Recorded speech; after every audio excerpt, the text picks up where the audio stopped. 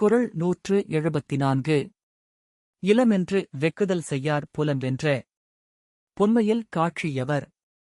பொருள்: நமக்கு இல்லை என்று சொல்லிக்கொண்டு பிறருடைய பொருளை பேராசையுடன் நாடுவது.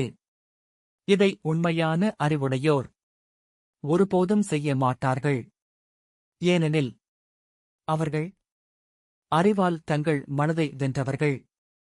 இந்த குறள் சொல்லும் வாழ்க்கை உண்மை. வறுமை பேராசைக்கு காரணம் அல்ல, மன பலவீனமே காரணம். உண்மையான அறிவு புத்தகங்களில் இல்லை, ஆசையை கட்டுப்படுத்தும் மனதில் உள்ளது. இல்லாததை எண்ணி வருந்தாதவன் ஏற்கனவே செல்வந்தன். தன்னை வென்றவன்தான் உலகத்தை வெல்ல முடியும். இன்றைய உலகில் ஒப்பீடு காரணமாக அவரிடம் இருக்கிறது, எனக்கு இல்லை என்ற எண்ணம் பலரைக் கெடுக்கிறது. வள்ளுவர் சொல்லும் பாதை: நிலையை விட மனநிலையே முக்கியம். வறுமை மனிதனை சிறிதாக்காது, பேராசைதான் சிறிதாக்கும்.